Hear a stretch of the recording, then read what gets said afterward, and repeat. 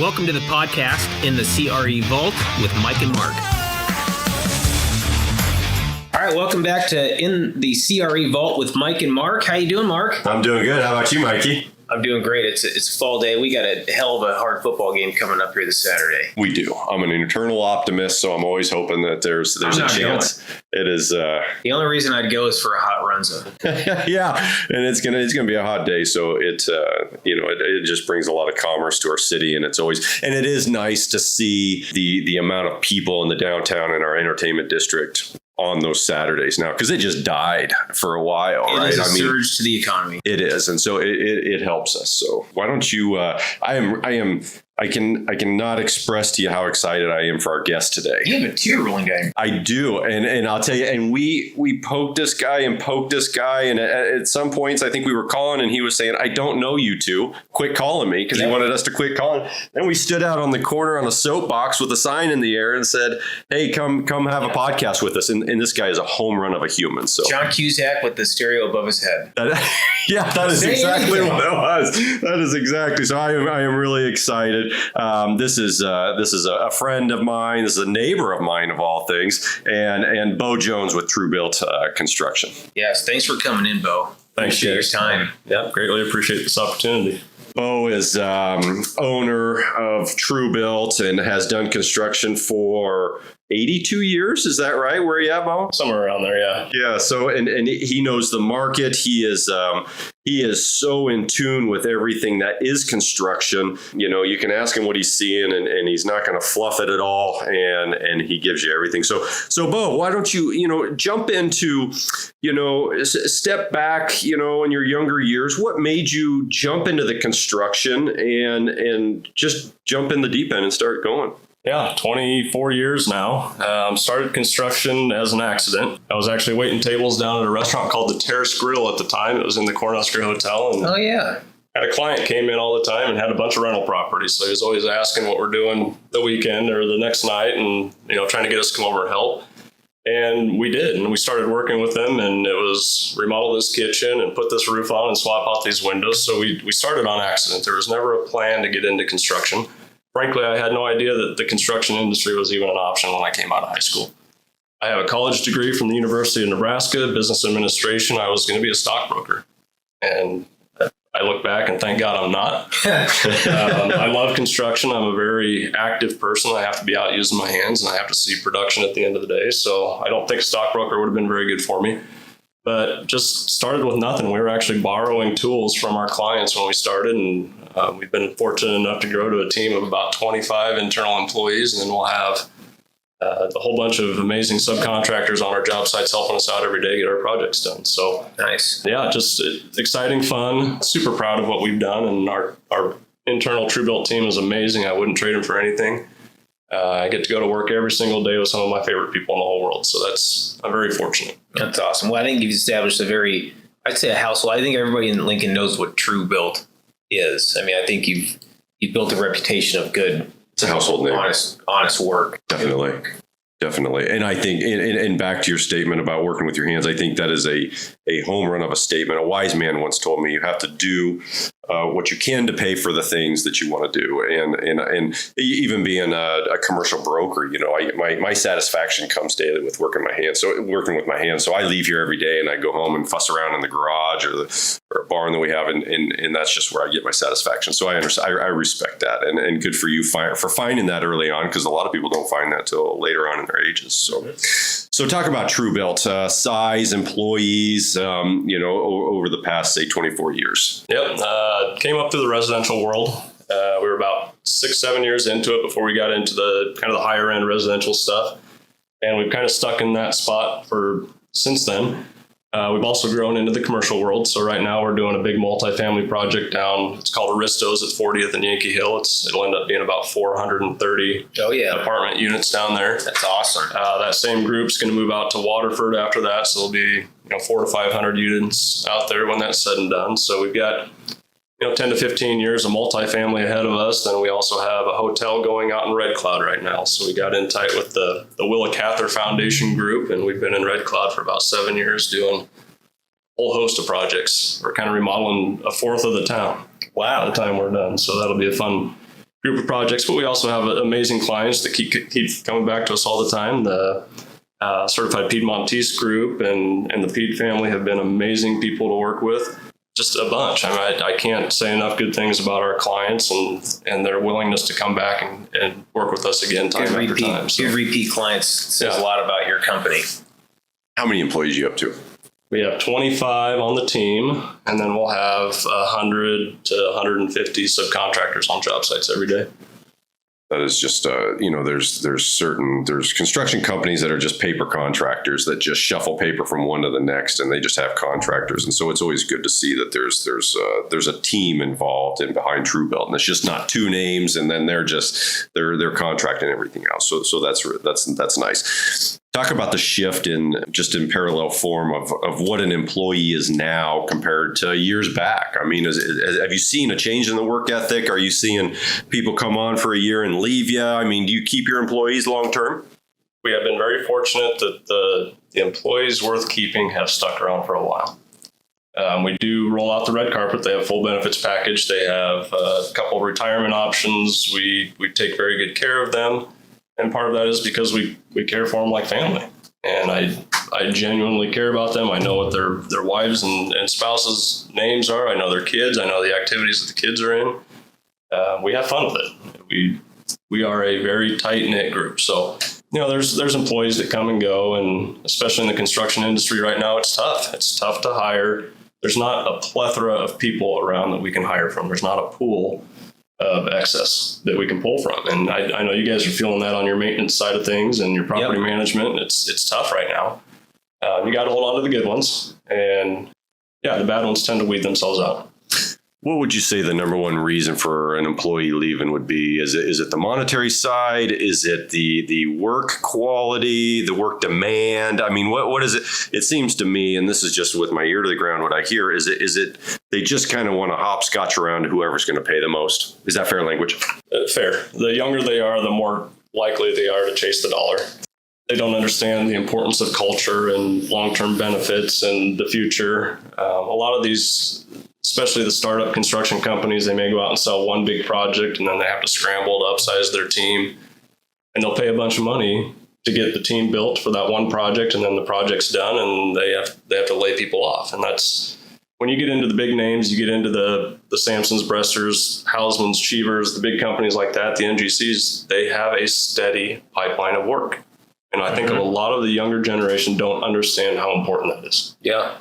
That you may get 5 hours of overtime on this project, but there may not be a next project with some of these other companies. So the steady workflow of work is incredibly important. And I wish that the younger generation would understand the importance of that. Yeah. The certainty of having a job tomorrow. Mm-hmm. Yeah. Yeah, and I think that's a good segue into what you're seeing now versus, say, 5 years ago. Talk about pre-COVID, post-COVID, just general pipeline, what you're seeing on your side for the amount of jobs that are out there. I mean, were you working 30 to 40 jobs right before COVID? Just unwrap the past, we'll say 5 years.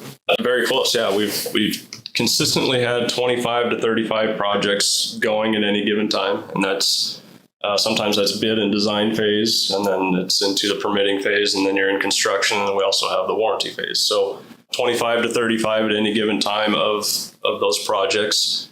We're down right now. It is harder to get some of these projects to pencil out, and the reluctancy of the owners to jump into a project that doesn't pencil out, I get it. I'd be in the same boat. If it doesn't make sense financially, right? They can't move forward. And if you're looking at 7.5% to 8% interest rates, and that's just another tough one to overcome in the residential or commercial real estate side of things. The other thing we're seeing is a lot of, especially on the residential side of things, those of us that were fortunate enough to get an interest rate, 10 years ago or 5 years ago, that's in the 2 or 3% range, where we'd be crazy to sell a house at, market rate and then have to go try to replace it at 7.5% or 8%. Yeah. It just doesn't make sense. So I understand the reasoning behind the slowdown in the residential world, because you're getting less of a house for a bigger payment. Yeah, that's a huge thing people don't really realize. So would you say it's just a mixture of everything? The cost of the dollar is slowing down people wanting to do any construction at all. Are you feeling any pain from, say, let's say they bid it out to 3 different companies, and then another company needs the job maybe a little bit more, so they're starting to undercut everything? I believe we live in our own general economy. And let's say Lincoln, Nebraska, we only have so many electricians, so many plumbers. I mean, are you trying to beat up on your plumber a little bit to bring down their cost to maybe be the lowest bid? Because it seems to me that now it's not so much the quality or your name, but more just the cost. Right? Is that fair? That's fair. I'm not here to be doom and gloom. There is a silver lining to all this, and the silver lining is that some of the subs and suppliers are slowing down. So we are seeing higher bid responses when we send out a project for bid. A year ago, we couldn't get a single plumber to bid some of our projects, and now we have 3 or 4 plumbers bidding our projects. Well, that's great for the end user. That's great for our clients that are looking to bring that price down a little bit, because now we have options. And these are still good plumbers. Just because there's 3 or 4 of them bidding doesn't mean that one of them is a crummy plumber. They're still amazing, high quality contractors. We just now have more options. And so that's kind of the silver lining. The other thing is the last 2 to 5 years, everybody was going so hard for so long that they were stressed. Mm-hmm. That you could see it in the eyes of some of my favorite people we've worked with for 20 years. And you look at your plumber and you can tell that he's been working 60, 70 hours a week, just trying to stay up. Now he's back down to a normal workload, and he's spending time with the family. His stress load's down. That's good to see. We need that. We can't burn these guys out. We need them. So that is the silver lining. The silver lining is I think the project prices will come down a little bit because of that. Yeah, we'll find our new equilibrium, whatever that is. Mm-hmm. It's a supply and demand curve. There's a crossing point, and hopefully that crossing point comes down a little bit. So I respect that. So I'm a huge believer of when life speed up with it. When it slow down with it. Unfortunately, in an economy, when it speeds up, you speed up with it, and then you slow down. But when you have 25 mouths to feed behind you, it becomes very difficult. And I in a previous life, I was an employer for nearly 20 years, and so I understand that pain. Unwrap that a little bit. Are you bidding different projects? Because I know you want to keep that. You want to keep that employment base, but are you just out there chasing more jobs to kind of keep that in motion? Do you understand my question? Yeah, kind of like the employee network. There's not a whole big pool of jobs sitting out there right now either. So we're taking care of our clients, the ones that we know have projects coming up, like we always have. We are not changing our model there in any way. We will just always make sure that we do the best we can for servicing our customers and making sure that they get the best value for their dollar. That's a really good, that's kind of a great statement, Bo, because it's almost similar to, let's say Mark and I work in a building, and you've got a current tenant in place, and you really want to be mindful of taking care of your current tenant / customer in this situation, because it's much easier to take care of a current customer client than going out and finding a brand new one and starting all over again. Especially in your world, the monumental task of your tenants, your clients, moving to another facility and updating it, and is it the right size? And that's daunting for a business. That's a huge expense that if they don't have to bear, and you guys can keep them in here and keep them happy, then that's a win-win. And that was that's a heavy statement right when COVID started, because retail users, they didn't have the income, and the office users didn't need the office space. Industrial was the only economy that kind of stayed constant. But, as agents, you wanted to keep everybody in your buildings. Yeah. And so you had to have those conversations. And the tough conversation was with the client and with the landlord to say, I need you. We either need to do a blend and extend here. We have to keep this tenant because we're going to get past this. And once we get past this, we don't want a vacancy. We don't want a bunch of holes in the properties. So in Bo's situation, you don't want to have to lose any employees. You want to keep them so when that market does come back. So it's a challenge, but I think good for you. I think it's just as a matter of time. So and hopefully we're 12 months away from this. I mean, a wise dear friend of mine once said, if you have to ask if we're in a recession, we've been in one for a long time. So hopefully we're at the end of it. Well, and by and large, people in Lincoln, Nebraska are very, very good with their money. They're very mindful in their purchases and their expenses. And I think we're going to fare just fine. Yeah. I think we're pretty resilient as a community. I think we get creative with certain things too. So What are you seeing? Because you've done construction for so long. What are you seeing now that's comparable, to the housing bubble, 2009, 2010? What are you seeing in similar fashion? And with that, what do you foresee, say, in the next 12 to 24 months? I mean, what are you seeing on your side? The big difference is in the 08, 9, 10 era was people just got stuck holding excess inventory. It was a free-for-all. People were building way too many spec homes. They had way too many lots that were not under contract for a sale.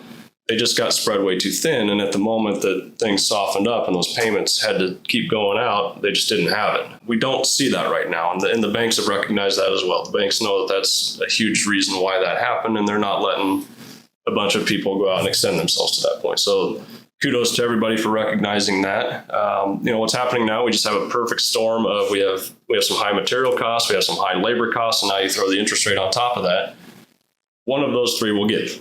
Either we're going to soften up and the material suppliers are going to start bringing their prices back, or labor softens up, or interest rates come back down. We will find that equilibrium again, that Econ 101, supply and demand. It's coming. It's just going to take a little time to sort it out. We are certainly not doom and gloom. This is not, oh my gosh, we're another 08. Don't take any of that from this conversation. Everything is still good. It's just not as good as it was 2 or 3 years ago. We just need the middle class to quit spending money. That's what we need. That's it. slow down the buy-in there, so the supply and demand curve. I had a friend that just bought a $500 pair of boots. There you go. What in $500 pair of boots? He's trying to talk me into it. I said, "You're out of your damn mind." Yeah. Yes. Can I borrow yours? I'm going to the sale rack at Shields. Yeah. Not a sponsor. I'm getting 5 pairs for $500. Yeah. Well, I think, just in that fashion, we shift with passion over as we age, and you have created what I think is just a home run of a process, and I think it's app based. Is that a fair statement? But it grew from a thought to a little bit of a process to getting it in front of probably the right people. And Bo, I know trade games is something that comes up in every conversation, and I can see it in your eyes when you talk about it. Talk about what trade games is, and I think just unwrap it a little bit. Yep.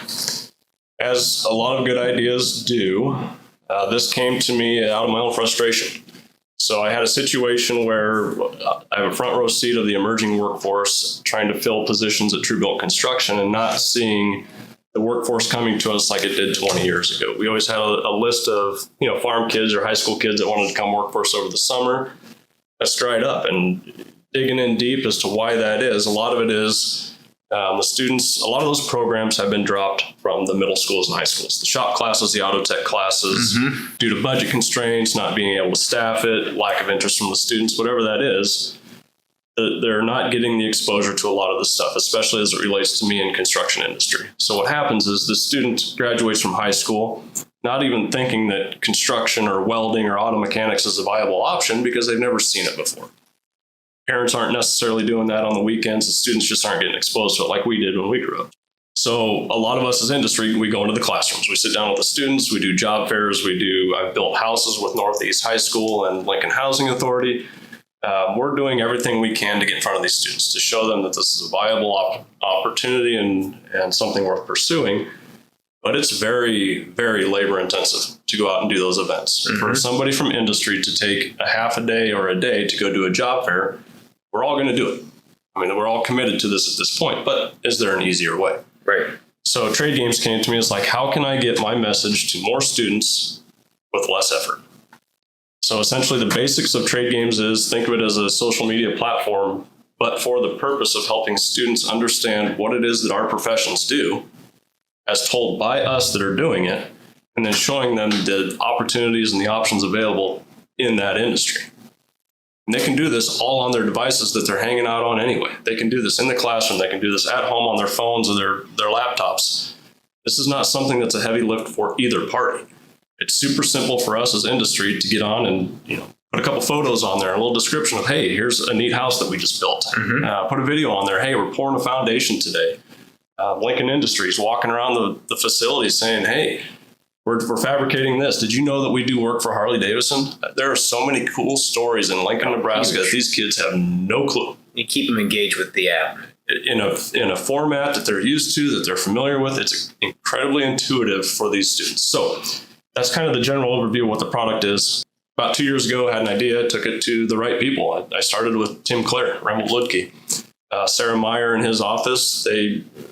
Amazing people. They guided me down the path to Tony Goins at DED at the time, and worked with Tony and his team, and ended up getting a prototype grant, which kicked step one off, and went down and talked to Don't Panic Labs, Doug Durham and Bill and Brian and the whole team down at Don't Panic Labs. Amazing team of software developers, and they took an idea and turned it into a reality.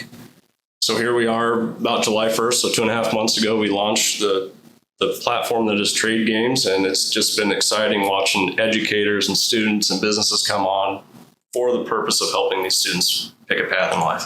And it looks like it's grown pretty fast. You're So- showing me a little bit about it. Yeah, with any of these, you want a certain growth rate, and we kind of set our standard. If we can achieve 1% per day growth, then we'd be pretty happy. Well, we're well beyond that. So when you start getting an educator coming on the platform and they're bringing 32 students on at a time, It's big. that's big. So what we have right now is we have students and educators coming onto the platform at a pace 2 to 1 of the businesses. So I can sit here today and tell you that the students and the educators are already on the platform waiting for the businesses.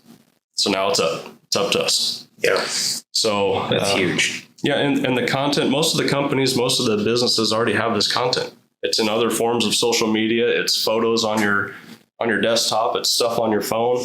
You have the content. Get creative in spreading the message around that and share it with the students. And so what we've done is we have, it's free for the students. It's free for the educators. All businesses and professionals have a free option. It's kind of a basic stripped down version. The neatest thing that we're doing with this platform is, while the students are engaging in the content, we're helping them to build a resume and a portfolio.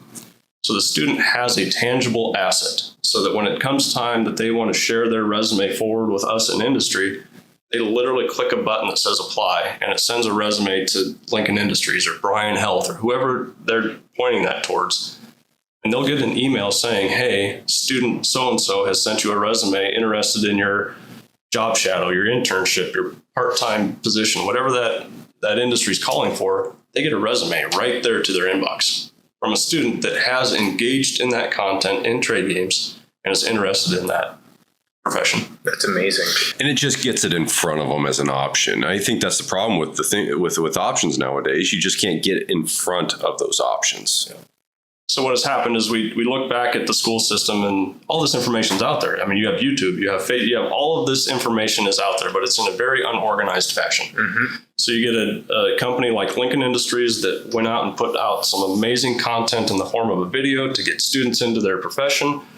And then they put it on their website, and their website doesn't necessarily have a student audience. Yes. Okay. And it's really hard for an educator to sit back and say, well, let's send this student to that website and this student to that website and these two over here to that one. It's a mess from the education standpoint. They need to have a very consistent and predictable outcome for these students. So now if it all lands on the same platform, you have the educators and you have the students and the professionals on the same platform, all working together, all the students are having the same experience. All the teachers know what to expect. Every student ends up with a resume and a portfolio that they can walk into their guidance counselor, phone in hand, and say, here's what I want to be when I grow up. Mm-hmm. Every single student has their own unique experience. They don't have that now. So it's just amazing how everybody takes a different perspective on this. One of the financial advisors here in town has taken it down to basics. He's telling these students, what is a credit score and why does it matter? Mm-hmm. What's the difference between a checking account and a savings account? Why is a budget important? This is stuff that half the adults need to hear. Right.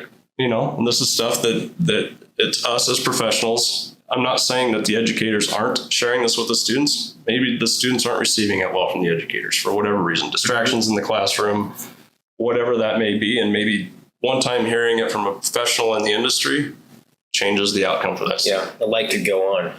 And I've watched a few of the videos, and everything is so based around that younger generation. They say I read I read a stat the other day that the average, the younger person's brain works in 5 to 7 second increments. And that's because that's how everything runs. And so everything on this is based around the social media platform. So it's short videos. It's not jump in a bunch of gibberish for a minute and then I'll talk about it. It's just a dive into the deep end. Here's what it is. And as you were sitting here, you showed us a video for concrete to cement and what the difference is. And a lot of people don't understand. I knew what it was. But within 30 seconds, it was fully explained. And so I think that is just a home run of a platform to base everything around their thought process and just to kind of get in there and mold around it a little bit. Right. So I think it's a home run. That's huge. And I think we will put, and just to build up that is Trade Games with a Z. We're going to put a link in the podcast notes. Yeah, in the episode description, so you can check that out. You can call Bo directly because he is as passionate as they come when it comes to talking about it, and you can just see it when he runs through it. Mm-hmm. Talk about, I talk about the diminishing supply for, say, contractors. And I think that you're going to fulfill a need in this. I think back to This Old House, because I watch This Old House on the weekends and I've been a junkie of that show for years, but they were running through kind of a similar training process. And I think as kids nowadays spend most of the time looking down instead of looking up, they don't see that there's options out there, and there's very satisfying careers in the trades. And I think that's just missing. Are you hopeful that this kind of fills and gets larger on a national geographic level to kind of fill and supply, generational nodes? Is that fair? Yeah, that's exactly what we hope happens. We hope that it just kind of naturally spreads. We're not looking for, I don't think we're the next big tech coming out of Lincoln, Nebraska. That's not the goal of this. The goal is to help students. So if we can get this to be a real natural progression, and as students come on, there's more information's coming on from us as professionals, and it grows and it works, that's our story. We're not looking to raise $10 million in IPO in 2 years. That's not our goal or mission of this project. So, with that being said, is as the professionals put the information out there and we're getting the feedback from the educators and the students, we want to make sure that they're on the same page before we really ramp this up and then push it out there in any large capacity. So when you start talking about industries such as plumbing is one that is hurting real bad for the young generation. It's really tough to talk to one of the young generation and say, hey, climb down in that trench and fix that sewer line. You don't have a whole lot of interest, I'm not going to lie. But in doing that, they could earn $500 a day by doing that. There's not a whole lot of professions out there that you can make that kind of money. That is huge. I mean, the trade it can be so lucrative. And I tell this to Jack all the time. I'd share with Bo before we started. He's at SEC doing design drafting and, Revit, SolidWorks, all that stuff. And he'll leave there in 2 years and make a hell of a good living and have zero debt. And it's amazing. I mean, the return on investment for these things is just unbelievable. And even if they find out 10 years from now, that's not the career that they want to end up in, they still have useful skills that'll help them somewhere along the way. Right. And they didn't rack up a ton of debt in doing so. Yeah. Yep. Huge. You can change who you are, your career 4 times by the age of 50 and still be successful. I got my degree in circus clowning. Yeah. From Nebraska Wesleyan. That's how everybody starts. I did that for 6 months. I found myself in Juarez, Mexico. And then I decided to try commercial real estate. Here I am. Change your career, find something else. It's always good. It's you can go bankrupt. But I still use those skills of circus clowning. Very similar today. Yeah. Listen, Bo, it was a home run grand slam to have you in the office today to run through the podcast, and I enjoy listening to you talk about trade games. It's huge, and we can see your passion when you talk about it. We will put a link in the show notes. Anyone listening, whether you're an employer or you're a parent, you're curious, or maybe we got some young impressionable people listening to this, but it's definitely worth a look at. So.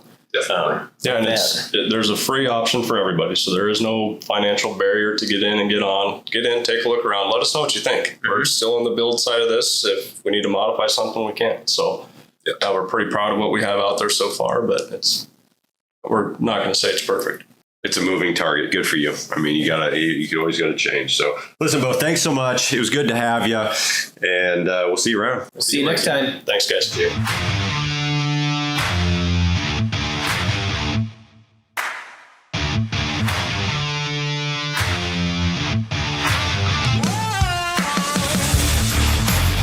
The views, thoughts, and opinions expressed are the speaker's own and do not represent the views, thoughts, and opinions of NAI FMA Realty. The material and information presented here is for general information purposes only. NAI FMA Realty disclaims any liability or responsibility for any individual's use or reliance on the information presented in this podcast.